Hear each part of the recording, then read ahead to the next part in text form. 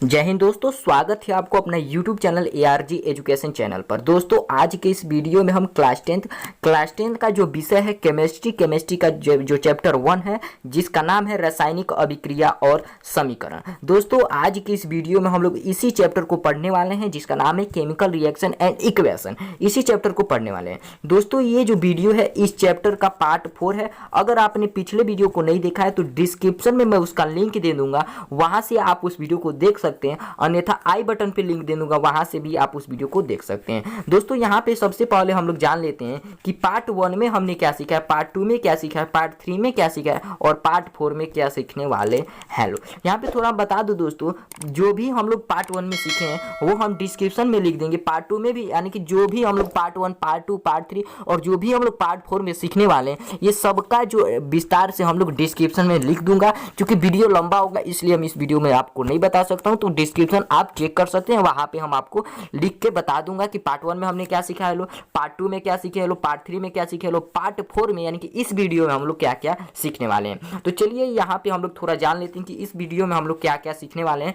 तो इस वीडियो में दोस्तों हम लोग समझने वाले हैं विभिन्न प्रकार की रासायनिक अभिक्रिया। यहाँ पे कह रहे हैं कि विभिन्न प्रकार की रासायनिक अभिक्रिया, यानी कि प्रश्न यह उठता है कि रासायनिक अभिक्रिया कई प्रकार की होती है क्या? तो बात है हाँ, रासायनिक अभिक्रिया जो होती है ये भी कई प्रकार की होती है। तो इसको किस आधार पर बांटा जाता है? तो रासायनिक अभिक्रिया जो होती है इनकी प्रकृति के आधार पर हम लोग इसे कई पार्ट पे बांट सकते हैं। तो देखिएगा, रासायनिक अभिक्रिया को उनकी प्रकृति के आधार पर कई भागों में बांटा गया। किसके आधार पर? तो याद रखिएगा, रासायनिक अभिक्रिया को प्रकृति के आधार पर कई भागों में बांटा गया, जिनमें हम लोग देख लेते हैं कौन कौन से पार्ट है। पहला पार्ट है संयोजन या संश्लेषण अभिक्रिया, सेकेंड पार्ट है वियोजन या अपघटन अभिक्रिया, थर्ड पार्ट जो है वैद्युत अपघटन अभिक्रिया, फोर्थ है एकल विस्थापन अभिक्रिया, नेक्स्ट है उभय विस्थापन अभिक्रिया और नेक्स्ट है इसके बाद अवक्षेपण अभिक्रिया। इसके बाद जो नेक्स्ट है वो है उदासीनीकरण अभिक्रिया, इसके बाद नेक्स्ट है प्रकाश रासायनिक अभिक्रिया और इसके बाद है ऑक्सीकरण अवकरण अभिक्रिया। ये सब किसके पार्ट है? तो रासायनिक अभिक्रिया के पार्ट है। तो यहाँ पे समझिएगा, इसके साथ साथ दो और हम लोग समझेंगे। तो यहाँ पे समझिएगा कौन कौन से और दो हैं। तो यहाँ देखिएगा, पहला इसमें दो शब्द छुपा हुआ है, 9 नंबर में देखेंगे तो इसमें 2 नंबर छुपा हुआ है। पहला है ऑक्सीकरण और अवकरण। तो सबसे पहले यहाँ पे हम लोग समझेंगे लोग कि ऑक्सीकरण अभिक्रिया किसे कहते हैं और उसके बाद समझेंगे लोग कि अवकरण अभिक्रिया किसे कहते हैं। तो 9 तो पहले से ही था, 2 आगे ऑक्सीकरण अभिक्रिया और नेक्स्ट आ गया अवकरण अभिक्रिया। तो कितना हो गया? 11 हो गया। तो यहाँ पे टोटली हम लोग 11 रासायनिक अभिक्रिया के बारे में बात करेंगे। तो चलिए सबसे पहले हम लोग बात करते हैं लोग संयोजन या संश्लेषण अभिक्रिया किसे कहते हैं। अभिक्रिया या संश्लेषण अभिक्रिया कह सकते हैं। तो सबसे पहले हम लोग समझते हैं कि संयोजन या संश्लेषण अभिक्रिया किसे कहते हैं और उसके बाद इसको हम लोग पूर्णतः विस्तार से समझेंगे लोग। तो चलिए समझते हैं। तो देखिएगा, संयोजन या संश्लेषण अभिक्रिया वह अभिक्रिया है जिसमें 2 या 2 से अधिक पदार्थ परस्पर संयोग करके एक नए पदार्थ का निर्माण करते हैं। नए पदार्थ के गुण मूल पदार्थों के गुण से बिल्कुल भिन्न होता है। यहाँ पे अब थोड़ा समझिएगा, ये तो थी परिभाषा में ही हम लोग थोड़ा समझ लेते हैं कि संयोजन अभिक्रिया किसे कहते हैं। तो ध्यान दीजिएगा, वह देखिएगा, संयोजन या संश्लेषण अभिक्रिया वह अभिक्रिया होती है जिसमें 2 या 2 से अधिक पदार्थ, क्या होता है? 2 पदार्थ होगा या तो 2 से अधिक होगा, 3, 4 ये सब हो सकता है, या तो 2 होगा या तो 2 से अधिक होगा।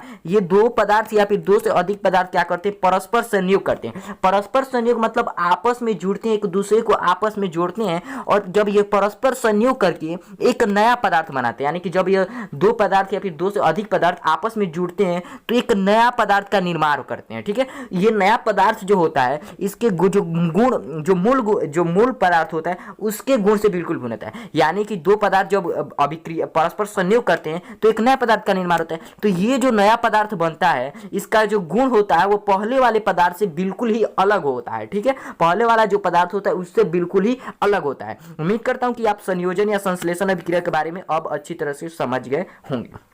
देखिएगा, संयोजन या संश्लेषण अभिक्रिया जो होती है तत्वों के बीच या यौगिकों के बीच हो सकती है। तत्वों के बीच या और यौगिकों के बीच कहने का तात्पर्य क्या है? तो यहाँ पे समझिएगा, यहाँ पे हमने कहा कि 2 या 2 से अधिक पदार्थ परस्पर संयोग करते हैं। चूंकि हम जानते हैं कि पदार्थ या तो तत्व होगा या तो यौगिक होगा, तो यहाँ पे समझिएगा, तो वही करे कि तत्वों के बीच और यौगिकों के बीच हो सकती है। कौन सी अभिक्रिया? संयोजन अभिक्रिया।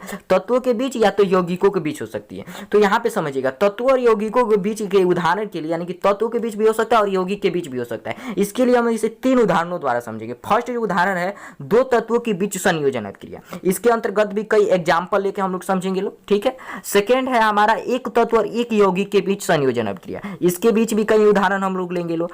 थर्ड जो है हमारा 2 यौगिकों के बीच संयोजन अभिक्रिया, इसके बीच भी हम लोग कई छोटे छोटे एग्जाम्पल के तहत हम लोग इसको भी समझने का प्रयास करेंगे। तो सबसे पहला हमने जो आपको बताया वो है 2 तत्वों के बीच संयोजन अभिक्रिया। तो चलिए सबसे पहले इसको देख लेते हैं, 2 तत्वों के बीच संयोजन अभिक्रिया। ध्यान दीजिएगा, पहला है 2 तत्वों के बीच संयोजन अभिक्रिया। ध्यान दीजिएगा, जब 2 तत्व परस्पर संयोग करते हैं तो प्रतिफल के रूप में यौगिक बनता है। प्रतिफल किसे कहते हैं यहाँ पे समझिएगा, ये है हमारा कार्बन भी तत्व है, ऑक्सीजन भी तत्व है, और ये दोनों जब परस्पर संयोग करते हैं, यानी कार्बन और ऑक्सीजन जब दोनों परस्पर संयोग करते हैं, आपस में जुड़ते हैं, तो यहाँ पे देखेंगे तो कार्बन डाइऑक्साइड बन रहा है। तो यहाँ पे सबसे पहले प्रतिफल और अभिकारक समझ लीजिएगा, ये है अभिकारक और ये है प्रतिफल। कैसे हमने समझाया, ये अभिकारक कैसे, ये अभिकारक, ऐसे कहने से नहीं हो जाएगा। देखिए ये तीर जो होता है, तीर के पीछे वाला साइड हमारा होता है, तीर का जो बायां वाला साइड होता है वो होता है हमारा अभिकारक, और तीर के जो दायां साइड होता है वो होता है हमारे प्रतिफल, यानी कि तीर के आगे वाला साइड, ठीक है। तो ये अभिकारक और प्रतिफल समझ में आ गया। तो ये वाला हमारा प्रतिफल। तो हमने कहा कि 2 तत्व जब आपस में संयोग करके जब 2 तत्व आपस में संयोग करते हैं तो प्रतिफल के रूप में क्या बनता है, हमेशा ही यौगिक बनेगा। तो यहाँ पे देखेंगे तो कार्बन डाइऑक्साइड क्या यौगिक है, तो यहाँ पे कार्बन भी तत्व है, ऑक्सीजन भी तत्व, ये दोनों जब संयोग करते हैं तो यहाँ पे एक यौगिक का निर्माण कर रहे हैं, ठीक है। ये हो गया हमारा 2 तत्वों के बीच संयोजन अभिक्रिया। समझिएगा, इस प्रकार की अभिक्रिया में 2 तत्व आपस में संयोग करके नए यौगिक की रचना करती है, ठीक है। तो यहाँ देखिएगा, यहाँ पे 2 तत्व, कार्बन भी तत्व, ऑक्सीजन भी तत्व, ये दोनों संयोग करके यहाँ पे एक नया यौगिक बना रहे हैं, ठीक है। तो ये हमारा होता है 2 तत्वों के बीच संयोजन अभिक्रिया। ये है किसका, तो संयोजन अभिक्रिया का पहला उदाहरण है जो कि हमने समझ लिया, ठीक है। नेक्स्ट देखिएगा, मैग्नीशियम प्लस ऑक्सीजन। यहाँ देखिएगा, मैग्नीशियम भी यहाँ पे क्या तत्व है और यहाँ पे ऑक्सीजन भी तत्व है, ये दोनों तत्व आपस में संयोग करते हैं, और यहाँ पे जब संयोग करते हैं तो एक नया यौगिक यहाँ पे बना रहे हैं। तो ये क्या है, संयोजन अभिक्रिया है, ठीक है। तो यहाँ पे ये भी समझ लीजिए। अब नेक्स्ट देखते हैं लोग, नेक्स्ट उदाहरण है हमारा एक तत्व और एक यौगिक के बीच संयोजन अभिक्रिया, यानी एक तत्व होगा और एक यौगिक होगा, ये दोनों जब संयोग करेंगे तो एक नए यौगिक का निर्माण करते हैं। देखिएगा, इस प्रकार की अभिक्रिया में एक तत्व किसी यौगिक के साथ संयोग करके एक नए यौगिक का निर्माण करते हैं, यानी एक तत्व होता है और ये किसी यौगिक के साथ अभिक्रिया करेगा, संयोग करेगा और एक नया यौगिक बनाता है। हमने आगे भी देखा कि जब 2 तत्व परस्पर संयोग करते हैं तो एक नया यौगिक बन रहा है, ठीक है। यहाँ पे भी एक तत्व और एक यौगिक जब संयोग कर रहे हैं तो यहाँ पे भी एक नए यौगिक का निर्माण हो रहा है। तो देखिएगा, यहाँ पे ऑक्सीजन तत्व है और ये कार्बन ऑक्साइड, ये क्या है,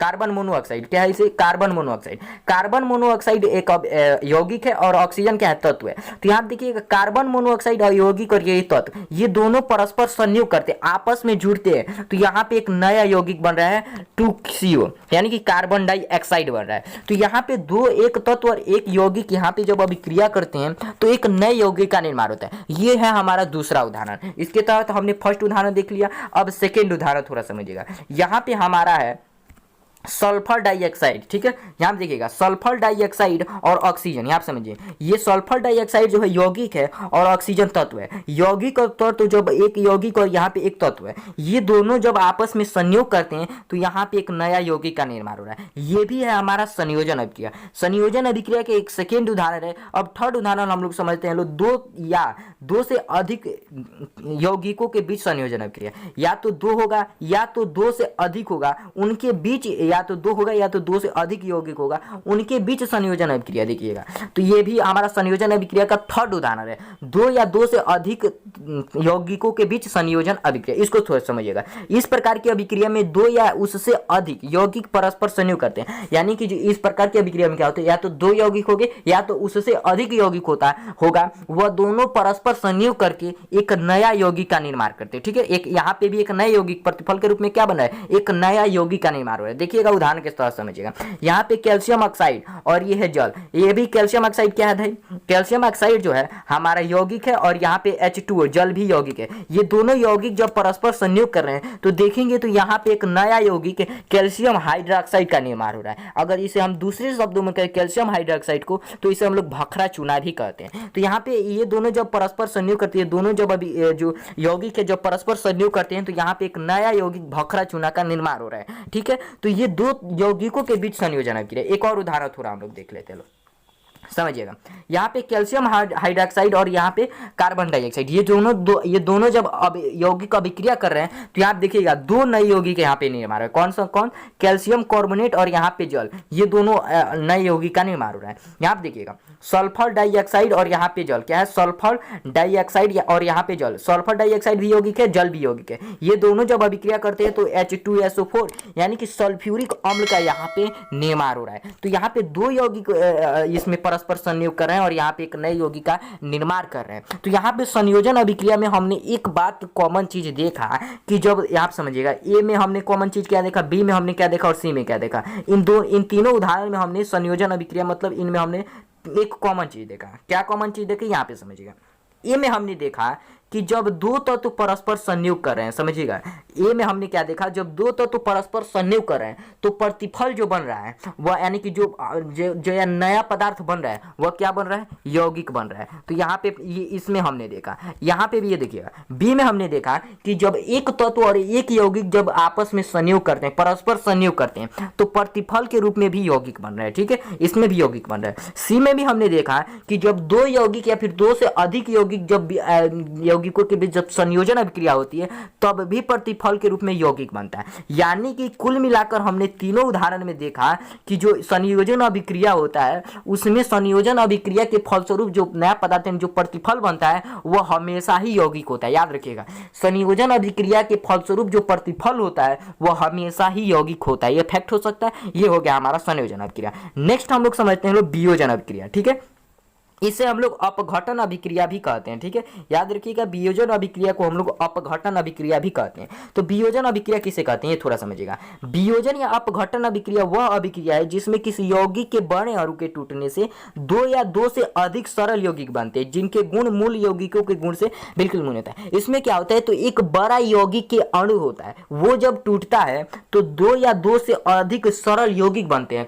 ये दो या तो दो होगा या तो दो से अधिक सरल यौगिक बनता है। ये जो नया पदार्थ बनता है, जो अणु टूट करके दो सरल यौगिक पदार्थ का निर्माण करता है, तो इन यानी कि जो नया पदार्थ बनता है उसका गुण जो होता है मूल पदार्थों के गुण से बिल्कुल ही अलग होता है, भिन्न होता है। तो वियोजन या अपघटन अभिक्रिया के बारे में समझ गए, थोड़ा समझिएगा। यहाँ पे ये है हमारा पत्थर, ये हमारा पत्थर। ठीक है, इस पत्थर पे जब हम लोग हथौड़ा मारेंगे तो ये पत्थर जो होगा कई छोटे छोटे पार्ट्स में टूटेगा, कई छोटे छोटे सरल पार्ट में टूटेगा। मानकर चलिए ये टूट रहा है, मानकर चलिए ये हमारा यौगिक के अणु है, यही जब टूट रहा है तो इसका निर्माण कर रहा है। तो वही यहाँ पे कह रहा है कि यौगिक का बड़ा अणु जब टूटता है तो छोटे छोटे सरल यौगिक का निर्माण करते हैं, या तो वो दो हो सकता है या तो दो से अधिक हो सकता है। ठीक है, ये जो पदार्थ जो बनता है उसका गुण जो होता है मूल पदार्थों के गुण से बिल्कुल भिन्न होता है। तो ध्यान दीजिएगा, संयोजन अभिक्रिया जो होती है, संयोजन अभिक्रिया की परिभाषा समझ गए और इसके बारे में तो अच्छी तरह से समझ गए होंगे, बताया हमने। अब भी देखिएगा, संयोजन अभिक्रिया जो होता है, सॉरी वियोजन अभिक्रिया जो होता है संयोजन अभिक्रिया के ठीक विपरीत होता है, उल्टा ही होता है। ठीक है,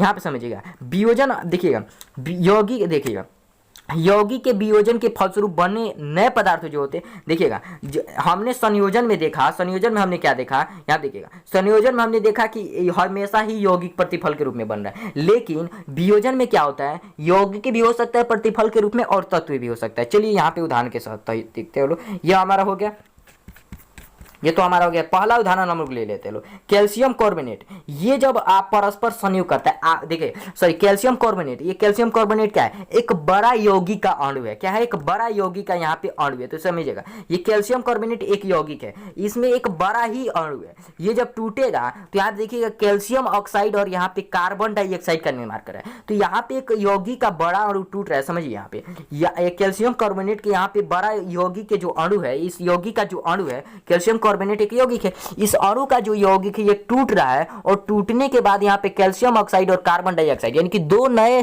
सरल यौगिक का निर्माण कर रहा है। तो यही हमारा होता है वियोजन अभिक्रिया। वियोजन अभिक्रिया समझ गए, यही हमारा क्या होता है, वियोजन अभिक्रिया। नेक्स्ट हम लोग उदाहरण थोड़ा हम लोग देख लेते हैं। नेक्स्ट यहाँ देखिएगा, ये देखिए पोटेशियम क्लोरेट। यहाँ पे पोटेशियम क्लोरेट क्या है, एक यौगिक है और ये एक बड़ा यौगिक के अणु है। ठीक है, ये बड़ा यौगिक है। ठीक है, इसका अणु जब टूटता है तो यहाँ देखिएगा 2KCl पोटेशियम क्लोरेट और यहाँ पे क्या बनाता है, सॉरी पोटेशियम क्लोराइड यहाँ पे और ऑक्सीजन बनाता है। तो यहाँ पे एक यौगिक का बड़ा अणु है जो टूटता है और यहाँ पे पोटेशियम क्लोरेट और ऑक्सीजन का निर्माण कर रहा है। तो ये भी क्या है, यहाँ पे हमने देखा कि बड़ा अणु टूट रहा है, यौगिक का एक बड़ा अणु टूट रहा है, तो ये भी हमारा वियोजन अभिक्रिया हो गया। तो उम्मीद करता हूँ कि आप वियोजन अभिक्रिया के बारे में समझ होंगे। देखिएगा यहाँ पे समझिए, ये जो अभिक्रिया हो रहा है पोटेशियम क्लोरेट जो यहाँ पे देख रहे हैं, समझिए यहाँ पे थोड़ा एक बार और समझिएगा, ये पोटेशियम क्लोरेट है। ये पोटेशियम क्लोरेट की दशा क्या है, यहाँ पे दशा लिखते हैं लोग, तो ये जो होता है उष्मा के प्रभाव से होते हैं। आप समझिएगा पोटेशियम क्लोरेट को जैसे ही उष्मा देते हैं तो ये क्या होता है,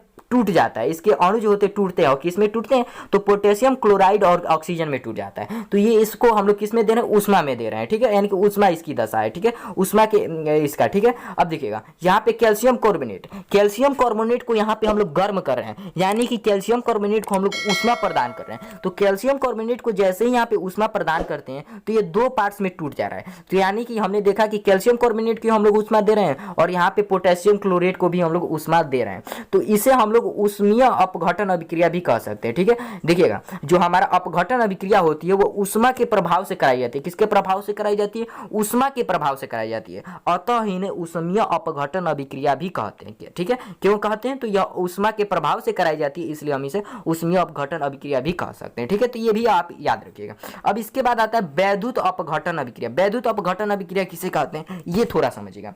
वैद्युत अपघटन अभिक्रिया समझिएगा, कुछ धातुओं के द्रवित ऑक्साइड एवं क्लोराइडों से होकर विद्युत धारा प्रवाहित करने पर, कुछ धातु जो होती है उसके द्रवित क्लोराइड जो होते हैं उससे होकर ऑक्साइडों एवं क्लोराइडों से होकर, किससे, ऑक्साइडों एवं क्लोराइडों से होकर जब हम लोग विद्युत धारा प्रवाहित करते हैं तो वह क्या होती है, अपघटित होती है, ठीक है, अपघटित होती है, ठीक है। यहाँ समझिएगा विद्युत धारा जब इसमें प्रवाहित करते हैं तो ये क्या होती है, अपघटित होती है। सब यहाँ पे क्या होती है, अपघटित होती है, ठीक है, अपघटित हो जाती है या फिर कह सकते हैं कि होती है। इस अभिक्रिया में धातु कैथोड पर और ऑक्सीजन या क्लोरीन गैस जो होती है एनोड पर मुक्त होती है, ठीक है। यानी कि अभिक्रिया में जो होता है धातु जो होती है कैथोड पर होता है और गैस जो होता है वो समझिएगा एनोड पर मुक्त होता है। यानी कि धातु कैथोड पर मुक्त होता है और गैस एनोड पर मुक्त होता है। इसकी परिभाषा कैसे देंगे, ठीक है, समझिएगा। देखिएगा ध्यान दीजिएगा, वैद्युत अपघटन अभिक्रिया की परिभाषा, वैसी रासायनिक अभिक्रिया जिसमें ऑक्साइडों तथा क्लोराइडों के जलीय विलयन में विद्युत धारा प्रवाहित करने पर धातुएं कैथोड पर तथा गैस एनोड पर मुक्त होती है, तो इस प्रकार की अभिक्रिया को वैद्युत अपघटन अभिक्रिया कहते हैं। वैसी रासायनिक अभिक्रिया जिसमें ऑक्साइडों तथा क्लोराइडों के जलीय विलयन में विद्युत धारा प्रवाहित करने पर धातुएं कैथोड पर तथा गैस एनोड पर मुक्त होती है, तो इस प्रकार की अभिक्रिया को वैद्युत अपघटन अभिक्रिया कहते हैं। उदाहरण समझिएगा, यह है NaCl साधारण नमक सोडियम क्लोरेट, ये ठीक है, सोडियम क्लोरेट है। सोडियम क्लोरेट का जो जलीय विलयन होता है, सोडियम क्लोरेट को द्रवित कर दिया, मतलब द्रव रूप में इसको रखे हैं, ठीक है, द्रव रूप में इसको हम लोग रखे हैं, ठीक है, द्रवित सोडियम क्लोराइड है, क्या है, अर्थात हम इसे कह सकते हैं कि द्रवित सोडियम क्लोराइड। तो द्रवित सोडियम क्लोराइड में जैसे ही हम लोग विद्युत धारा प्रवाहित करते हैं, यानी द्रवित सोडियम क्लोराइड को जैसे ही हम लोग विद्युत धारा देते हैं, तो यहाँ देखिएगा सोडियम यहाँ पे और क्लोरीन यहाँ पे, सोडियम और क्लोरीन में यह टूट जाता है। क्या होता है, सोडियम और क्लोरीन में यह अपघटित हो जाता है। किसमें, सोडियम क्लोरेट जो होता है यह अपघटित होकर के सोडियम और क्लोरीन में यह टूट जाते हैं। तो याद देखिए सोडियम धातु है तो यह कैथोड पर होगा, जैसा कि हमने बताया कि धातु जो होती है कैथोड पर और यहाँ पे क्लोरीन गैस है तो यह एनोड पर, गैस किस पे, एनोड पर। तो यानी कि यह टूट रही है, इसमें जब द्रवित सोडियम क्लोराइड में जैसे ही हम लोग विद्युत धारा प्रवाहित कर रहे हैं तो यह अपघटित हो जा रही है और सोडियम और क्लोरीन में टूट जा रही है। तो यहाँ पे देखेंगे सोडियम धातु है तो ये कैथोड पर होगा, क्लोरीन गैस होती है एनोड पर होता है, ठीक है, ठीक है। तो उम्मीद करता हूँ इतना समझ होंगे। नेक्स्ट उदाहरण के तहत हम लोग थोड़ा समझते हैं। एल्युमिनियम ऑक्साइड समझिएगा, ये हमारा एल्युमिनियम ऑक्साइड, द्रवित एल्युमिनियम ऑक्साइड है। इसमें जैसे ही हम लोग विद्युत धारा प्रवाहित करते हैं तो द्रवित एल्युमिनियम ऑक्साइड जो होता है अपघटित होकर के 4Al+3O2 बनाते हैं, यानी कि एल्युमिनियम और ऑक्सीजन बनाता है। एल्युमिनियम जो होता है धातु होता है इसलिए कैथोड पर होगा और ऑक्सीजन जो है एक गैस है तो इसलिए एनोड पर होगा। देखिएगा एनोड पर है, ठीक है। तो उम्मीद करता हूँ कि आप वैद्युत अपघटन अभिक्रिया के बारे में में समझ गए होंगे, वीडियो काफी लंबा होगा इसलिए थोड़ा एक एग्जांपल हमने छोड़ दिया। फोर्थ नंबर है एकल विस्थापन अभिक्रिया। एकल विस्थापन अभिक्रिया किसे कहते हैं तो समझिएगा, वह अभिक्रिया जिसमें किसी यौगिक में उपस्थित किसी परमाणु या परमाणुओं के समूह को किसी दूसरे परमाणु द्वारा विस्थापित कर दिया जाता है, एकल विस्थापन अभिक्रिया कहलाती है। यानी कि इस अभिक्रिया में क्या होती है, तो यौगिक होता है, इस यौगिक में जो उपस्थित किसी भी यौगिक या फिर तत्व में एक परमाणु उपस्थित होता है या फिर अणु उपस्थित, परमाणु या परमाणु होते हैं, यानी कि परमाणु मतलब एक परमाणु या तो उससे अधिक परमाणु, यानी कि परमाणु या परमाणु जो होती है उसके समूह को कोई दूसरा परमाणु आकर के हटा देता है, विस्थापित कर देता है, इसे ही हम लोग एकल विस्थापन अभिक्रिया कहते हैं। यहाँ पे थोड़ा एग्जांपल की तरह समझिएगा, इसके भी 3 उदाहरण समझिएगा, इसके भी 3 उदाहरण है, इन तीनों उदाहरणों को समझेंगे। फर्स्ट उदाहरण हम लोग ले लेते हैं, इसके अंतर्गत भी हम लोग कई उदाहरण देखेंगे। फर्स्ट उदाहरण यहाँ पे क्या करें ये समझिएगा। फर्स्ट उदाहरण करें किसी कम क्रियाशील धातु का अधिक क्रियाशील धातु द्वारा विस्थापन। पहला उदाहरण करें कि कोई कम क्रियाशील धातु जो होगा वह अधिक क्रियाशील कोई धातु आ जाता है तो कम क्रियाशील धातु क्या कर देगा, विस्थापित कर देगा। फर्स्ट उदाहरण यह कर रहा है, देखिएगा यहाँ पे इस अभिक्रिया में हम लोग समझ जाएंगे, ठीक है। यहाँ देखिए, यहाँ पे फेरस क्या है, लोहा यहाँ पे फेरस है और यहाँ पे कॉपर सल्फेट है। लोहा और कॉपर सल्फेट यहाँ पे समझिएगा, यहाँ पे देखेंगे तो ये कॉपर सल्फेट का जलीय विलयन है। इसमें जैसे ही हम लोग लोहा डालते हैं, कॉपर सल्फेट के जलीय विलयन में जैसे ही हम लोग लोहा डालते हैं, फेरस डालते हैं, तो कॉपर सल्फेट यहाँ देखिए, कॉपर क्या है, कम क्रियाशील होता है, फेरस अधिक क्रियाशील होता है। तो फेरस क्या करता है, कॉपर को यहाँ से विस्थापित कर देता है, मार पीट कर यहाँ से हटा देता है और खुद इसके जगह पर आकर के बैठ जाता है। तो यहाँ पे देखेंगे तो यहाँ पे समझिए अच्छी तरह से, यह है कॉपर सल्फेट का जलीय विलयन। इसमें जैसे ही हम लोग मानकर चले कील डाल देते हैं, एक प्रश्न भी आता है कि कॉपर सल्फेट के जलीय विलयन में कांटे को जब कील को, लोहे की कील को कॉपर सल्फेट के जलीय विलयन में डाला जाता है तो लोहे की जो कॉपर सल्फेट का रंग होता है वो बदल क्यों जाता है, ये हम लोग जानेंगे लो, ठीक है। यहाँ पे समझिए, यहाँ पे कॉपर सल्फेट है, ये कॉपर सल्फेट का जलीय विलयन है, ठीक है। कॉपर सल्फेट के जलीय विलयन में जैसे ही हम लोग लोहे की कांटे को डालते हैं, कील को डालते हैं, फिर कह सकते हैं कि लोहे के टुकड़े को डालते हैं, तो यहाँ पे देखिएगा लोहे का टुकड़ा जो होता है अधिक क्रियाशील होता है, कॉपर यहाँ पे कम क्रियाशील होता है। तो यहाँ पे क्या करेगा, ये इसका कम क्रियाशील, ये क्या करेगा, इसको यहाँ से जाएगा और इसको मार पीट के कॉपर को क्या कर देगा, यहाँ से भगा देगा और खुद कॉपर जिस स्थान पर था उस स्थान पर जाकर के बैठ जाता है। तो देखिएगा यहाँ पे आया, इसको मार पीट कर यहाँ पे कॉपर की जगह पर फेरस आ गया, तो यहाँ पे बनाते हैं फेरस सल्फेट। और कॉपर जो कमजोर होता है बेचारा क्या करेगा, इससे लड़ेगा नहीं, भाई साइड में आ जाता है, यहाँ पे बन जाता है कॉपर, फेरस सल्फेट और कॉपर बन जाता है, ठीक है।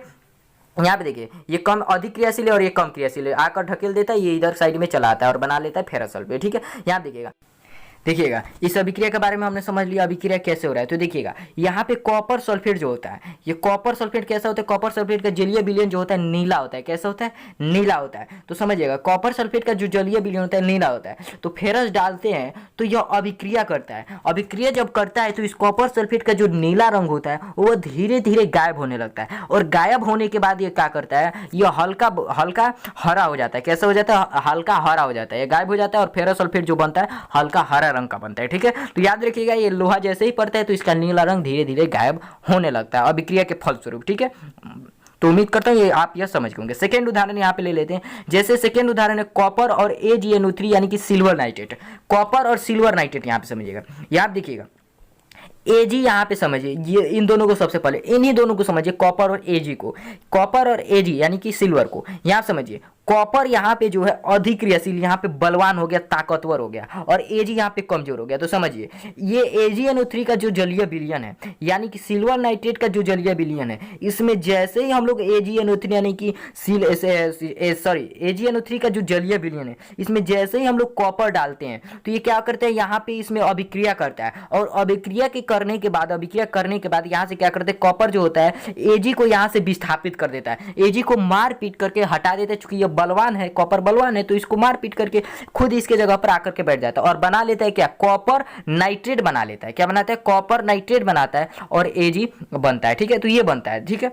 तो यहाँ देखिए यहाँ से कॉपर क्या कर रहे हैं, Ag को विस्थापित कर रहे हैं, तो ये क्या एकल विस्थापन अभिक्रिया, ठीक है। पहला उदाहरण हमने देख लिया। एक उदाहरण क्या कर रहा था समझिए, एक बार और समझ लीजिएगा।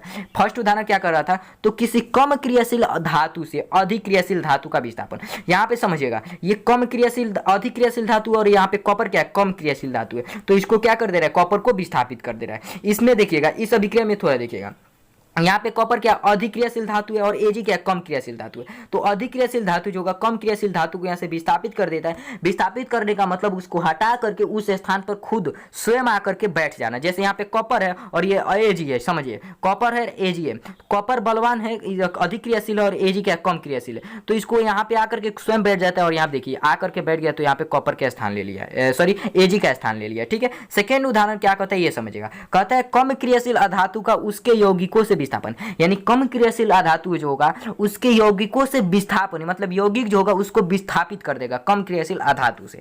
देखिए यहां समझिएगा NaBr यानी कि सोडियम ब्रोमाइड, सोडियम ब्रोमाइड क्या अधातु है और ये क्लोरीन क्या है यौगिक है, तो इससे क्या होगा, इस देखिए कम क्रियाशील अधातु का उसके यौगिकों से विस्थापन, ये कम क्रियाशील अधातु आप समझिएगा यहाँ पे ये क्या है सोडियम धातु है, Br क्या है अधातु है, क्लोरीन क्या है यौगिक है। तो समझिए कम क्रियाशील अधातु जो होगा यौगिक जो होगा उसको विस्थापित कर देगा। तो आप देखिए ये धातु है Na समझिए Na क्या धातु है और Br क्या अधातु है, तो यानी अधातु जो होगा उसको विस्थापित कर दे यौगिक आकर के, ये यौगिक है, ये Na के जगह पर Br जो है इसको Br को हटा देगा, Br क्या अधातु है, तो यानी कि कह रहा है कि कम क्रियाशील जो अधातु होगा यौगिक आकर के उसको हटा देगा विस्थापित कर देगा। यहाँ पे यौगिक है ये आकर के Br को हटा देगा, Br क्या कम क्रियाशील अधातु है, तो यहाँ से इस खुद Br के जगह पर बैठ जाता है। देखिए NaCl प्लस Br यानी कि सोडियम क्लोराइड बनाता है और यहाँ पे ब्रोमाइड बनाता है। तो आप देख सकते हैं यहाँ से क्लोरीन आया, Br को हटाया, चूंकि ये Br कम क्रियाशील अधातु है तो इसको हटा देता है और खुद इसके स्थान पर बैठ जा रहा है। आप देखिए NaCl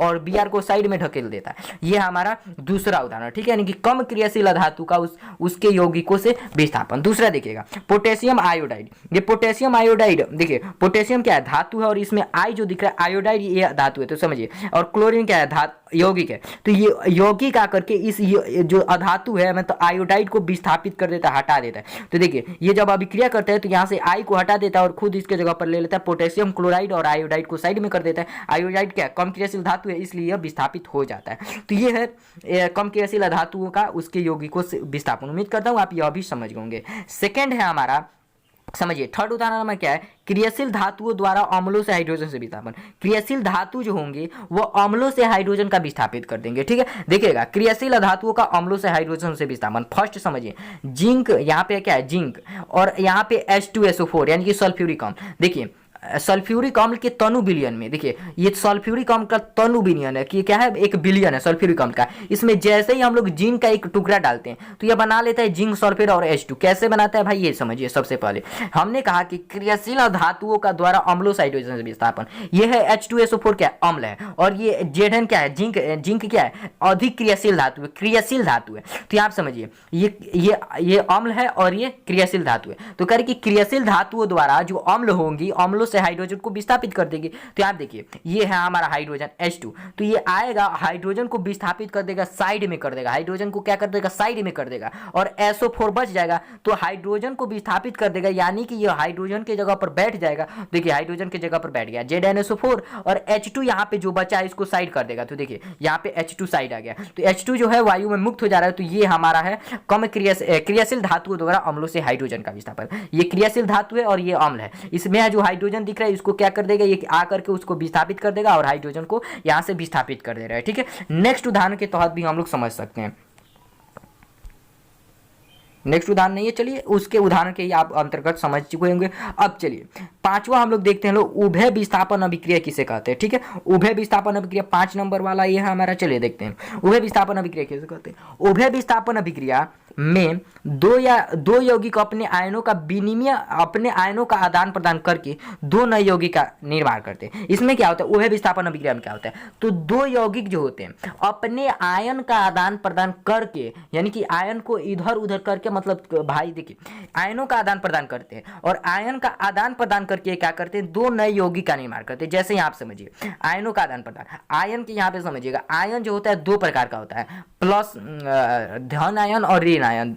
ऋण आयन, ऋण चिन्ह का मतलब घटाव का चिन्ह जो होता है वो ऋण आयन कहलाता है और धन प्लस का जो चिन्ह होता है वो धन आयन कहलाता है। घन आयन और ऋण आयन 2 आयन होता है। ठीक है, याद रखिएगा। तो इसमें क्या करते हैं ये यौगिक जो होते हैं, 2 यौगिक जो होते हैं अपने आयन का आदान प्रदान करते हैं और आयन का आदान प्रदान करके ये 2 नए यौगिक का निर्माण करते हैं। जैसे यहाँ पे हम लोग समझ सकते हैं, जैसे समझेगा यहाँ पे सोडियम क्लोराइड और AgNO3 सिल्वर नाइट्रेट।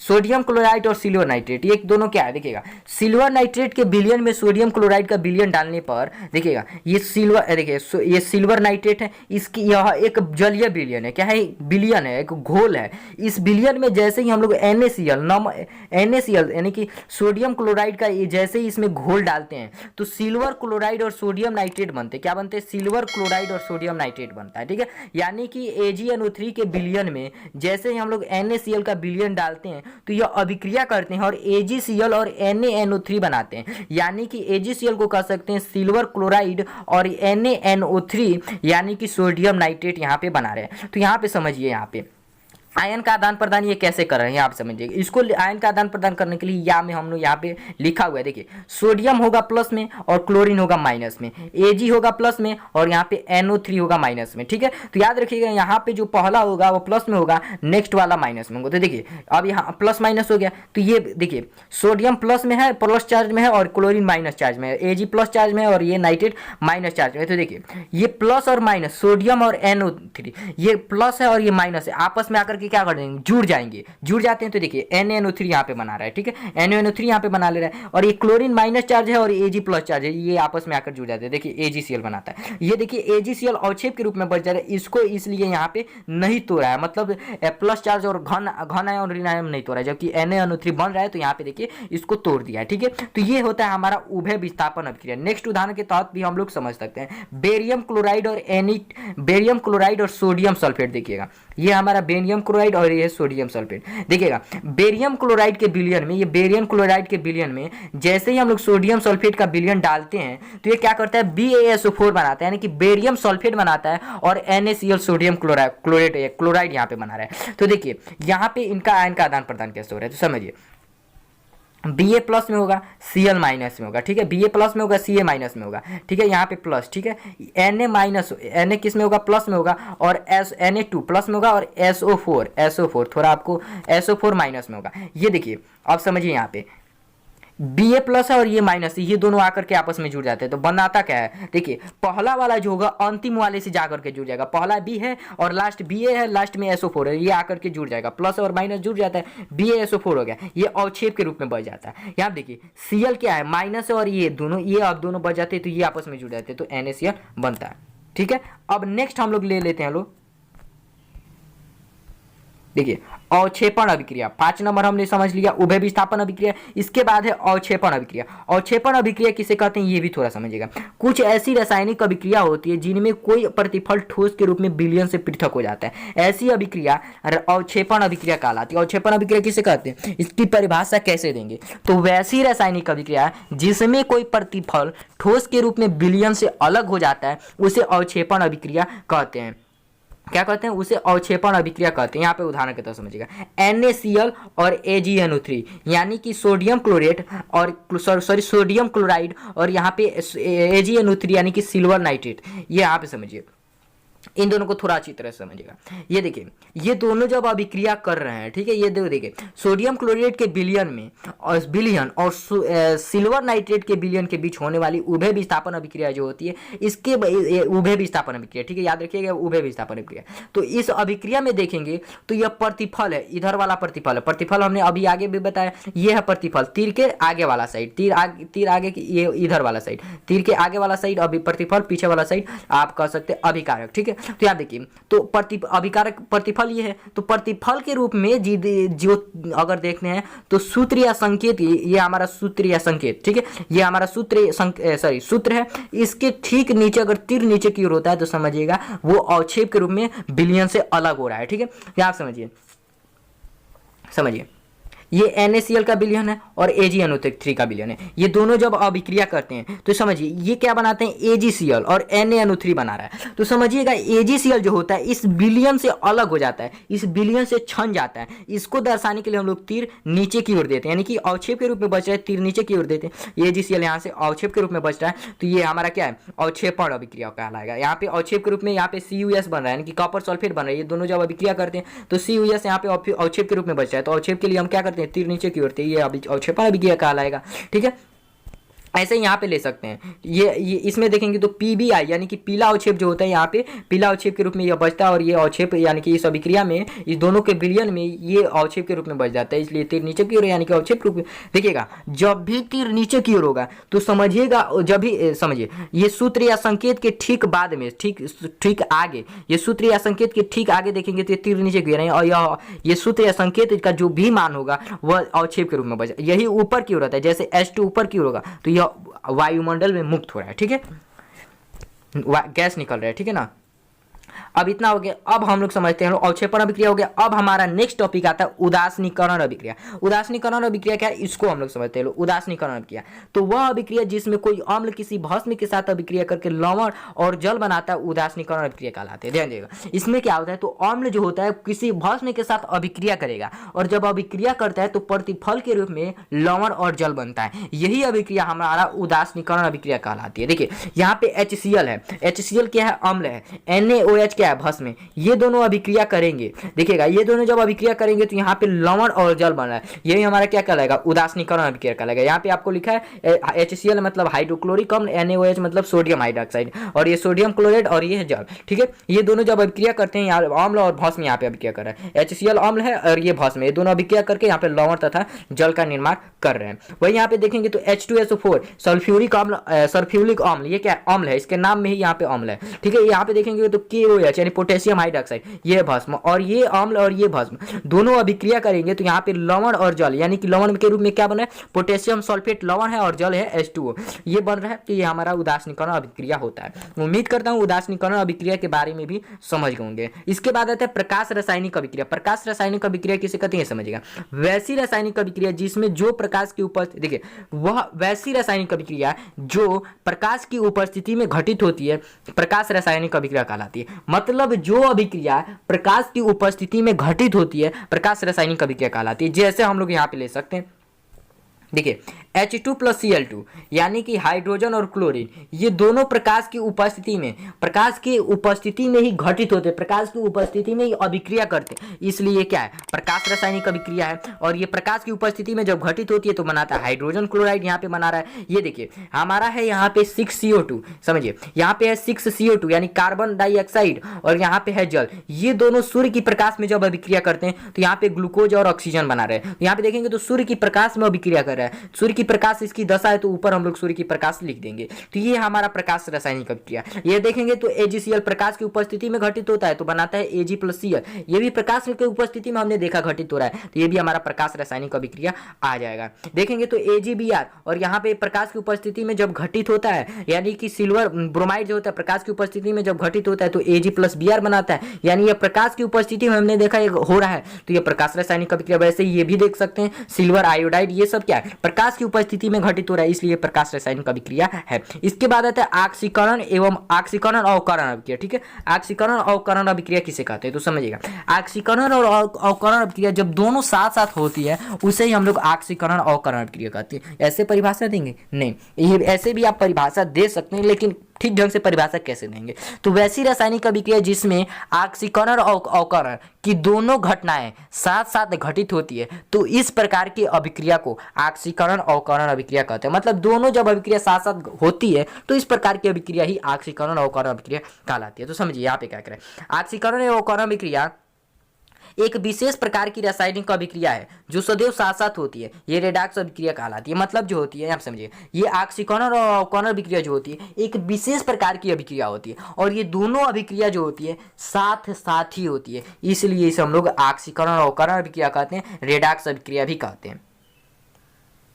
देखिए करें कि रसायन आक्सीकरण और अवकरण अभिक्रिया का इस रसायन शास्त्र के अध्ययन के अंतर्गत बहुत ही महत्वपूर्ण आवश्यक है, ठीक है, इसका ज्ञान, ठीक है। सबसे पहले हमने देखा आक्सीकरण और अवकरण अभिक्रिया। इसमें सबसे पहले जैसे कि हमने बताया कि सबसे पहले आक्सीकरण समझेंगे, उसके बाद अवकरण समझेंगे। तो सबसे पहले आक्सीकरण के बारे में समझ ले रहे हैं। तो आक्सीकरण वैसी रासायनिक अभिक्रिया है जिसमें किसी तत्व या यौगिक से ऑक्सीजन का संयोग होता है या किसी यौगिक से हाइड्रोजन का निष्कासन होता है। समझिए इसमें क्या होता है, तो ये वैसी रासायनिक अभिक्रिया होती है जिसमें किसी तत्व या यौगिक से, कोई भी तत्व या यौगिक हो उससे ऑक्सीजन का संयोग हो, मतलब ऑक्सीजन आकर के जुड़े और हाइड्रोजन जो हो बाहर जाकर के निकले, यही हमारा ऑक्सीकरण अभिक्रिया कहलाती है। देखिए यहाँ पे कार्बन है और यहाँ पे ऑक्सीजन है, समझिएगा। सबसे पहले यहाँ पे कार्बन और यहाँ पे ऑक्सीजन है, ये देखेंगे तो ऑक्सीजन इधर जाकर के जुड़ जा रहा है, तो ये हमारा क्या कर रहा है, ऑक्सीकरण अभिक्रिया कहलाएगा। देखिएगा इस अभिक्रिया में कार्बन से ऑक्सीजन का संयोग हो रहा है, इस अभिक्रिया में क्या हो रहा है, कार्बन से ऑक्सीजन का संयोग हो रहा है, यह ऑक्सीकरण अभिक्रिया है। ठीक है, क्यों, इसमें कार्बन का ऑक्सीकरण होता है। ठीक है,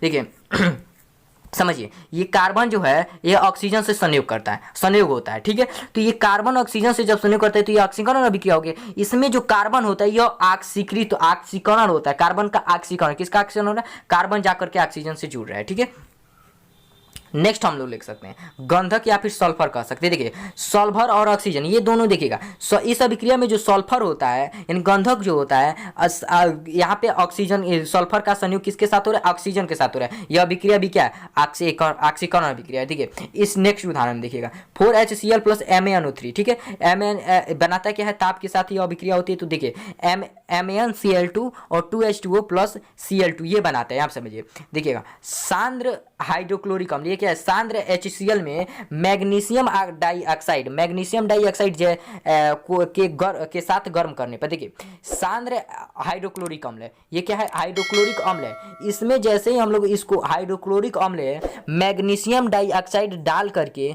हम लोग जब इसको इन दोनों को गर्म करते हैं तो समझिएगा इससे क्लोरीन गैस निकलता है। कहाँ पे, आप देखिए क्लोरीन गैस यहाँ पे निकल रहा है। जैसे इन दोनों को गर्म करते हैं तो क्या निकल रहा है, क्लोरीन गैस निकल रहा है। देखिए इस अभिक्रिया में HCl से H का निष्कासन, देखिए यहाँ पे HCl क्या है, यहाँ पे HCl दोनों साथ साथ है। देखिए HCl साथ साथ है, यहाँ पे देखेंगे तो HCl कहीं साथ नहीं है। देखिए यहाँ से HCl अलग हट जा रहा है तो HCl यहाँ पे आकर के जुड़ा है, तो यहाँ पे HCl का H का निष्कासन हो रहा है, तो ये भी क्या कहलाएगा, ऑक्सीकरण अभिक्रिया कहलाता है। मतलब वैसी रासायनिक अभिक्रिया जिसमें ऑक्सीजन का संयोग होता है, किसी तत्व या हाइड्रोजन, किसी तत्व यौगिक से ऑक्सीजन का संयोग होता है और जो हाइड्रोजन होता है उसका निष्कासन होता है। तो यहाँ पे हाइड्रोजन का निष्कासन हो रहा है, आगे हमने देखा ऑक्सीजन का संयोग हो रहा था। इसके बाद अवकरण अभिक्रिया। ठीक है, अवकरण अभिक्रिया ऑक्सीकरण अभिक्रिया के ठीक विपरीत होती है। अवकरण अभिक्रिया ऑक्सीकरण के ठीक उल्टी होती है। अवकरण वैसी रासायनिक अभिक्रिया जिसमें किसी तत्व या यौगिक के साथ हाइड्रोजन का संयोग या किसी यौगिक से ऑक्सीजन का निष्कासन। देखिए इसमें क्या होता है, अवकरण वैसी रासायनिक अभिक्रिया होती है जिसमें किसी तत्व या यौगिक के साथ हाइड्रोजन का हाइड्रोजन का संयोग होगा और ऑक्सीजन का निष्कासन होता है। वहां पे क्या होता है, ऑक्सीजन में क्या होता है, तो ऑक्सीजन का ऑक्सीकरण में क्या होता है, ऑक्सीजन का संयोग हो रहा था और हाइड्रोजन का निष्कासन हो रहा था। क्या आप समझिए, इसमें समझिएगा हाइड्रोजन और जल, यहाँ पे देखेंगे तो हाइड्रोजन और जल, इस अभिक्रिया में ऑक्सीजन का अवकरण होने से जल बनता है। देखिए इस अभिक्रिया में हाइड्रोजन से ऑक्सीजन से अवकरण होता है, ऑक्सीजन का अवकरण होने से यहाँ पे क्या बन रहा है, जल बन रहा है। देखिएगा ऑक्सीजन के साथ हाइड्रोजन का संयोग होने के फलस्वरूप क्या बनता है, ऑक्सीजन के साथ जब हाइड्रोजन का संयोग होता है तो क्या बनता है, यहाँ पे जल बन रहा है। तो ये क्या अवकरण अभिक्रिया है। यहाँ पे दूसरा समझता है, समझिएगा। यहाँ देखिए क्लोरीन एवं हाइड्रोजन के बीच संयोग होने पर हाइड्रोजन गैस क्लोराइड बनता है। देखिए यहाँ पे देखिए हाइड्रोजन और क्लोरीन है, इसमें जब आपस में संयोग करता है तो क्या बना रहा है, हाइड्रोजन क्लोराइड बना रहा है। इस अभिक्रिया में क्लोरीन के साथ हाइड्रोजन जुड़ता है। देखिए इस अभिक्रिया में क्या हो रहा है, तो क्लोरीन के साथ आकर के हाइड्रोजन जुड़ रहा है, इसलिए यह अवकरण अभिक्रिया है। ठीक है, समझ गए इतना।